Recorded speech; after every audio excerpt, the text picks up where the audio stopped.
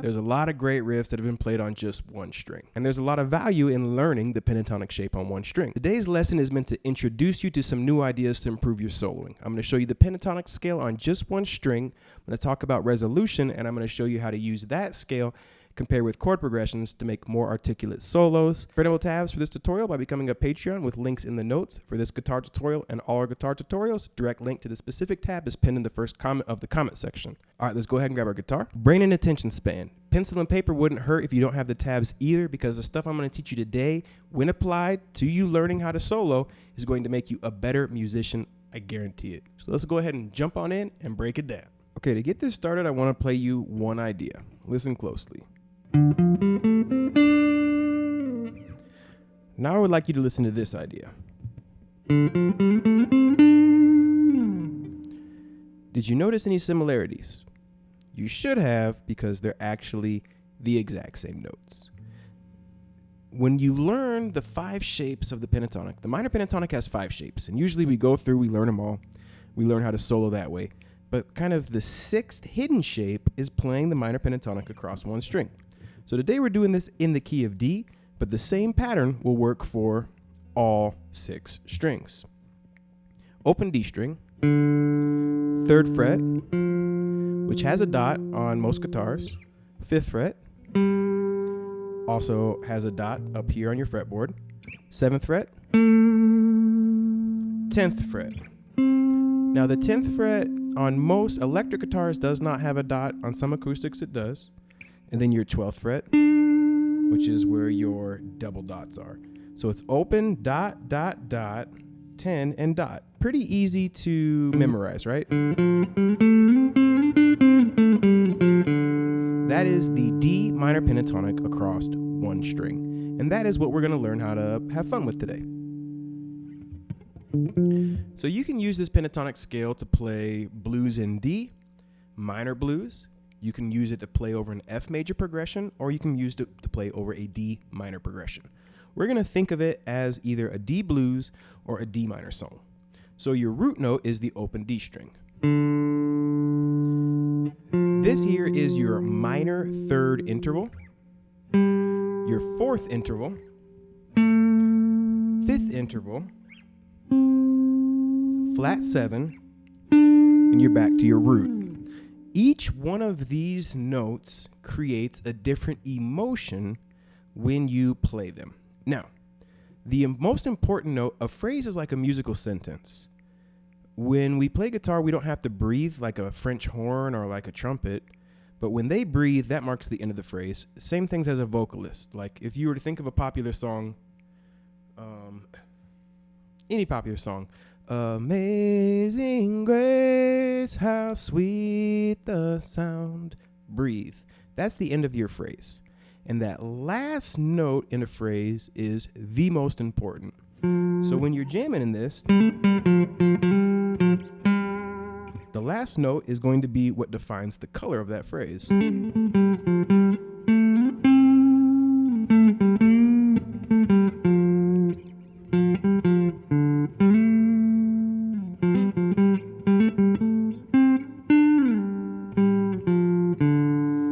Okay, your root, when you play the last note for the lick, the riff, or for the solo, and you play the root, you get resolution. Meaning if I play the open D string, or the 12th fret of the D string, the riff is going to sound closed or finished or very, very safe, meaning no dissonance, right? So you're not getting a sound like, you're getting a resolved sound.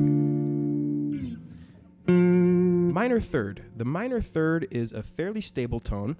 So when you finish on this note, your phrase sounds nice and complete. It wants to move, but it's not a disgusting, well, not even, it's not a dense sound. It's pretty comfortable letting that note ring. 5th fret here, this is the 4th interval. And this interval is the most dissonant, meaning when you play this note last for your phrase, you are going to want to,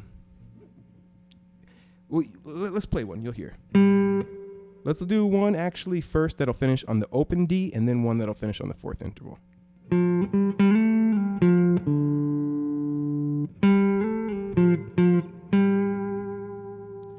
That note wants to move, and it usually wants to move up a fret to this fifth interval.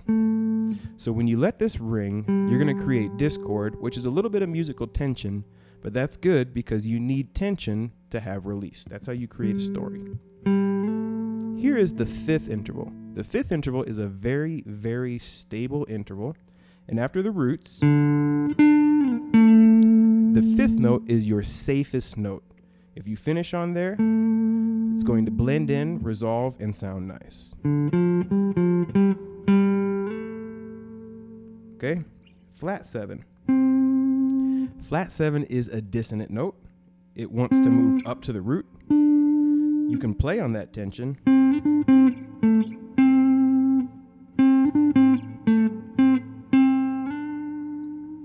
But know you have power when you finish a phrase here because you're going to create a nice bit of discord.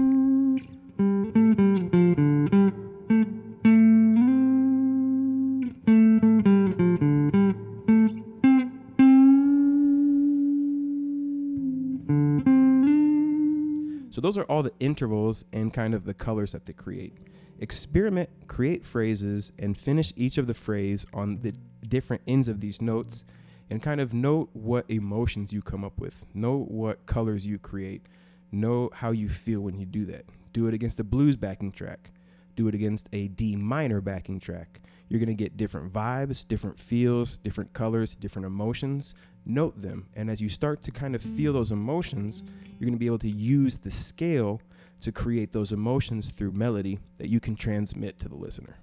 If we put these in order from the most stable to the least stable, we have root, fifth, flat third, flat 7, 4. If we go from the least stable to the most stable, we have 4, flat 7, 3, 5, root. So let's say I want to write a riff. When I improvise these ideas, sometimes I'll say, okay, my first riff, I'm going to do a phrase that finishes on 4, and then a phrase that finishes on the root. And this is kind of one way I brainstorm and challenge myself using theory a little bit to kind of organize these. I can kind of consider these like organized improvisations or painting by the dots, if you will. So first one on the 4, next one on the root.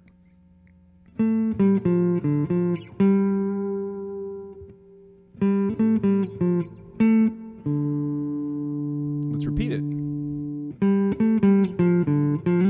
I didn't remember it exactly, but I remember the general idea. Cool. Okay, let's say I want to do the same, but I'm going to finish on the minor third, then the fifth, then the root, then the root.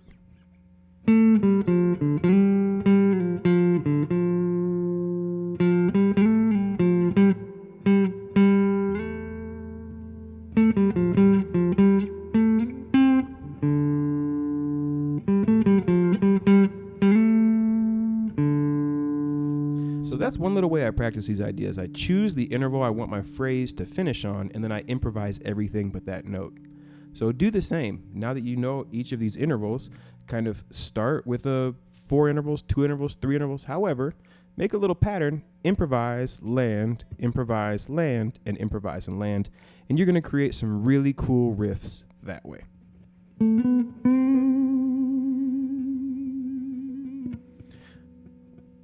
Well, what about flavor? We can add some flavor to these ideas by sliding between notes, pulling off, hammering on, and adding vibrato, as well as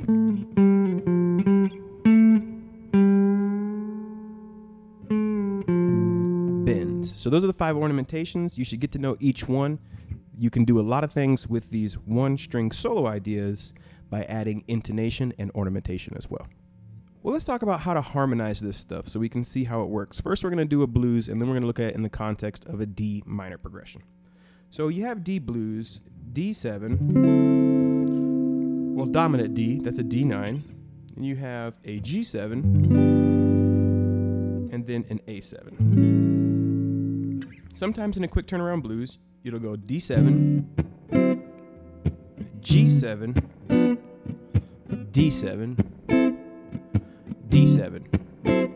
So I'm trying to think of a phrase that I can play over that D7 note, the G7 note, and land back on this D7 or D9 note. And that's where my phrase is going to end. So what I want to do is I want to compare the notes in this chord with the notes in my scale and see where they overlap.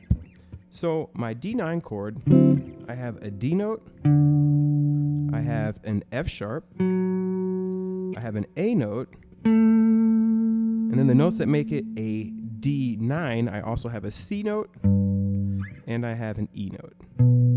So these are the notes that I'm on the lookout for. In my scale, I have a D note. Here I have a F note instead of an F sharp, G note, A note, C note, D note. So the notes that I have that are in both my scale and my chord are D, A, and C. The E note that makes it a 9 is not in my scale. Okay, that's fine. And then I have an F note, but my chord has an F sharp. That means that if I'm soloing in the blues, I don't really want to land on this F note over my D sharp, or over my D dominant, my D9. So that means my phrasing, as I solo through, I want the last note of my phrase to either be a D note, an A note, or a C note. And I can use that information to improvise a lick that's going to sound perfect with the chords being played underneath it.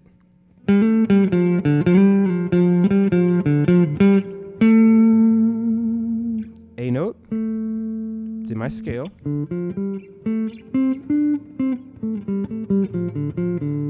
And it's in my chord. And when the note is in the scale and the chord, that is how you get your solo and your chord to fit together. The progression then goes to G7, back to our D7 or our D9. So what are notes in a G7? G, B, D, F, and G. So I don't have a G note in there. Or wait, do I? Yes, I do. I do have a G note in there. I do not have a B note. I do have a D note. And I do not have an F note. So I know I have my G note ready for me and my D note ready for me. So as the blues progressions play in that G, I can hit that G note. Then it goes back to D and I hit the D note. I would love to take a deep dive onto that particular subject. Let me know if that's something you're interested in how to get the solo and the chords to come together. But there is value in doing it in just one string because it's so much easier to visualize these ideas. You know this note here on the 5th fret of this string is a G note. So all you have to do is play those notes and then just finish on that G note.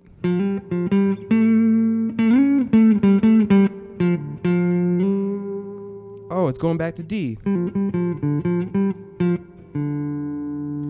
Learning to do these ideas on one string is very, very simple. It's much more straightforward. It's almost like a piano. That's why I encourage you to explore it this way. You would do the same thing with a minor progression. Let's say you have a song that goes D minor to F to B flat to D minor. And your solo, you're going to go play a phrase that starts on the D minor and finishes on the F. Well, what are the notes in the F chord? F, A, C. So those three notes, F, A, C, we have an F, an A, and a C. We have all three of those notes. So as this progression goes D minor to an F, you're just trying to create a phrase that starts wherever you want and finishes on the F, A, or the C. A note. Then the progression goes B flat, D minor. The D minor is a D note, it is an F note, and it is an A note. So the only difference between the two is the C and the D. So as the progression goes from B flat to D minor, I'm going to do the same thing. I'm going to noodle around with this one note or with this one string. I'm going to play around with a lick that either finishes on a D, an F, or an A. So I created a phrase that finished on the A and then the F. Something like this. And I want you to create your own, okay? And that would play over the dun dun dun dun dun dun dun dun dun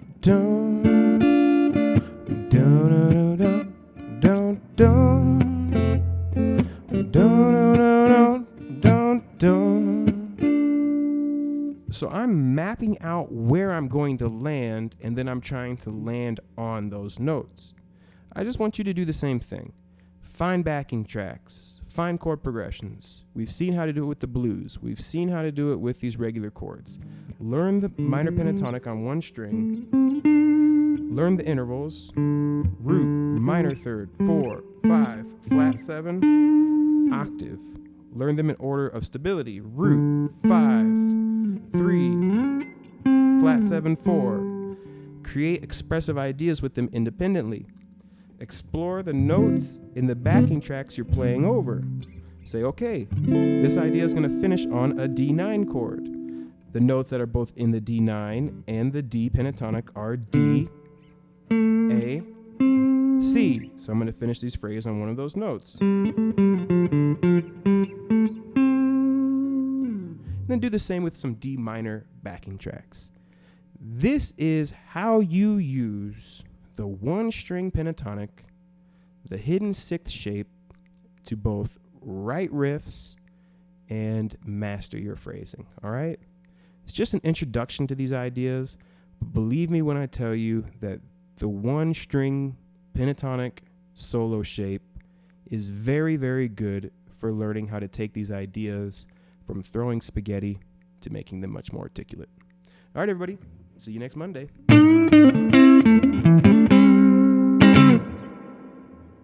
If I had to choose between string cheese and one string solos, I would choose one string solos all day. Really happy to show you these ideas. Now it's up to you to go practice them. Now it's up to you to find backing tracks in D that show you the chords. Find songs you play in D minor, record the chord progressions, break down the chords, compare them to the scale, and learn to solo. This is how you make it work. Some people have the natural ability to do this with their ears, and those are the people that tell you, you don't need theory, man, you don't need theory. But they are the 1%, and if it works for them, that's great, but most of us, we need these ideas to connect the idea of articulation and the connection between the scales and the chords. So, take chord progressions in D minor, take blues, write out all the notes in the chords, compare them to the scale, think about phrasing, create solos that resolve over those chords. Really get these into your bones. Learn all 5 shapes on the pentatonic fretboard, learn them up and down, learn the intervals in those shapes, and apply these ideas to those shapes. This will make you a bona fide shredding master. All right, so rock and roll. Take care, and until next time, I hope you keep soloing out there, and I hope you have a great day. And until next time, keep on playing the guitar. I have you lovely day. Catch you next Monday for next guitar tutorial, or next Wednesday or Saturday. Much love from Brownville, Brooklyn. Have a lovely day. Take care. Take care. That was Mike Tyson.